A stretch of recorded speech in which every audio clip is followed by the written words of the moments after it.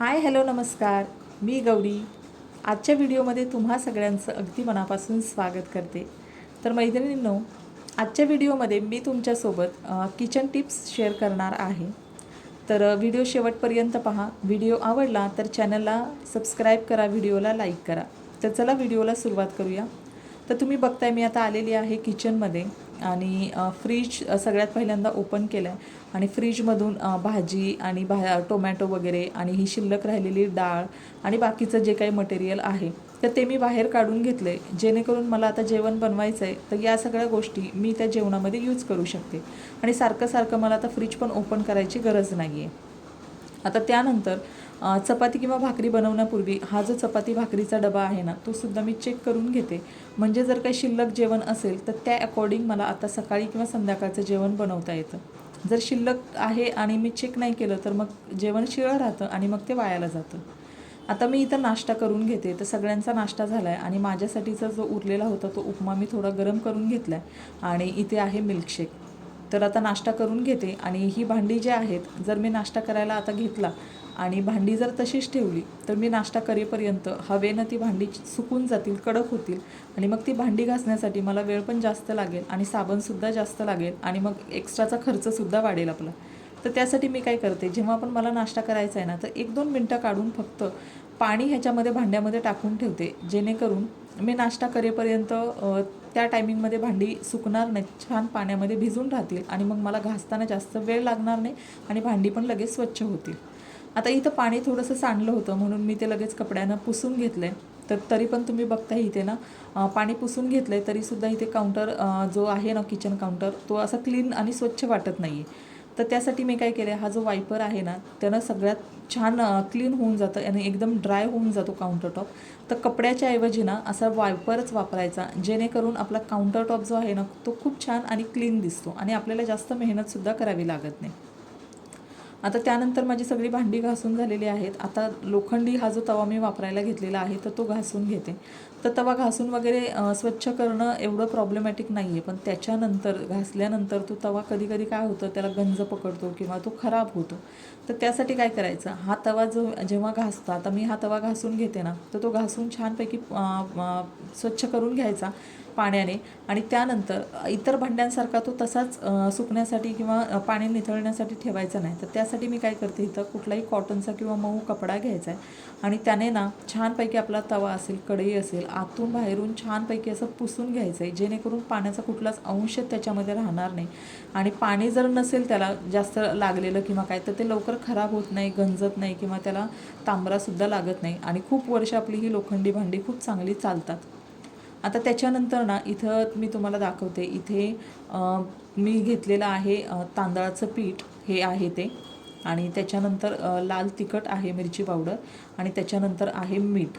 तर जेव्हा आपण मच्छी वगैरे फ्राय करायची असते किंवा आपलं बटाट्याचे वांग्याचे काप आपण फ्राय करतो तर त्याच्यावरती कोटिंग लावण्यासाठी हे वापरतो.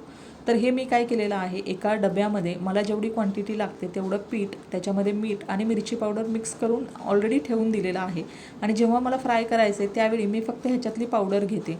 आता हे पावडर बनवल्यामुळं माझ्या या तीन गोष्टी एकत्र करण्याचा, त्या शोधण्याचा खूप वेळ वाचतो आणि पटकन जेवणसुद्धा बनवून होतं आणि ह्यातलं पीठसुद्धा वाया जात नाही आणि ते खूप दिवस चांगलंसुद्धा राहतं. आता त्याच्यानंतर इथं तुम्ही बघताय मी थोडेसे ड्रायफ्रूट्स घेतले. तर त्याच्यामध्ये घेतलेत पिस्ता, काजू आणि बदाम. तर कुठला पण आपण गोडाचा पदार्थ जेव्हा बनवतो, मग तो शिरा असेल किंवा खीर वगैरे असेल तर त्याच्यामध्ये आपण काजू बदाम कट करून टाकतो. तर त्याऐवजी मी काय केलेलं आहे, अशा एका छोट्या डब्यामध्ये काजू बदाम आणि जे काही ड्रायफ्रूट्स आपल्याला आवडतात ते असे कट करून ठेवायचे रिकाम्या वेळेमध्ये, जेणेकरून जेव्हा पण आपल्याला तो पदार्थ बनवायचा असेल तर काजू बदाम कट करण्यामध्ये वेळ लागणार नाही आणि आपले तयार असतील ड्रायफ्रूट्स तर आपला पदार्थसुद्धा पटकन तयार होतो.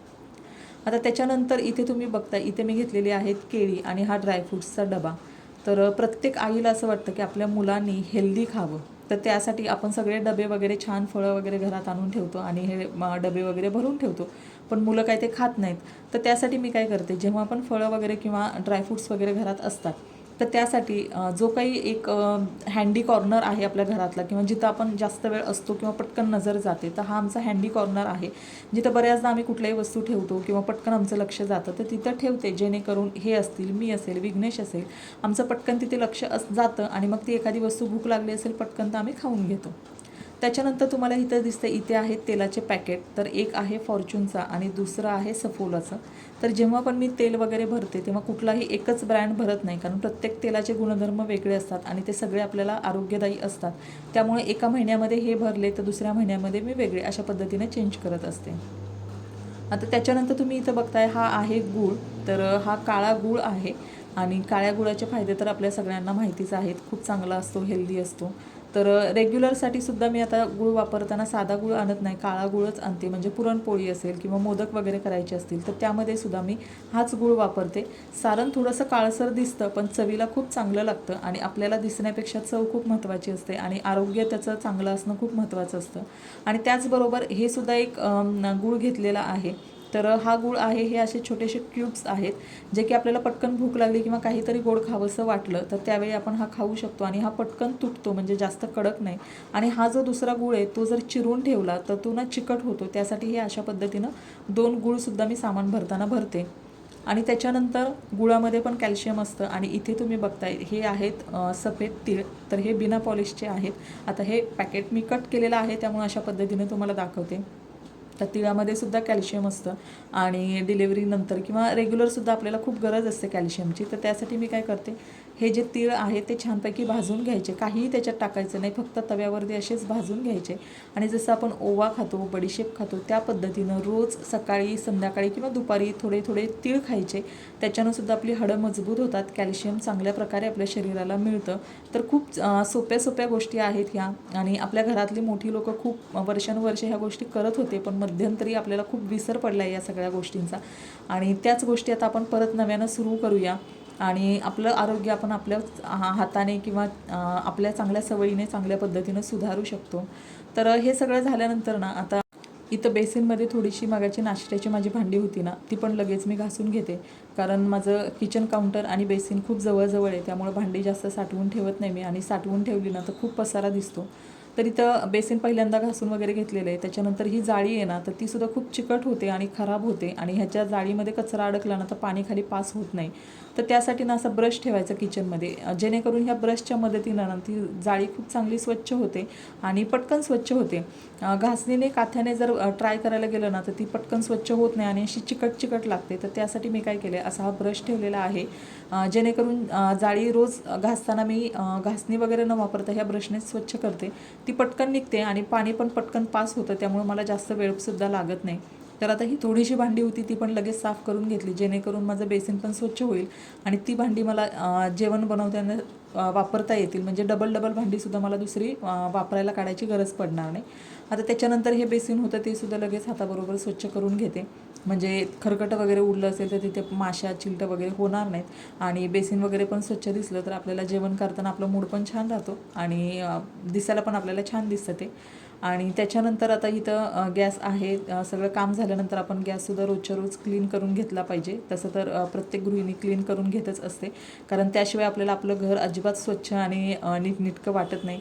तर गॅस स्वच्छ करण्याबरोबरच ना आजूबाजूची टाईल्स वगैरे असते तर तीसुद्धा स्वच्छ करून घ्यायची. कारण काय होतं, आपण जेव्हा फोडणी वगैरे देतो तर सगळं तेलकट वगैरे आजूबाजूला उडलेलं असतं आणि ते जर आपण रोजच्या रोज साफ नाही केलं तर त्याचे खूप चांगले कडक डाग होतात आणि मग ते साफ करायला खूप वेळ लागतो आणि ते निघतसुद्धा नाहीत पटकन.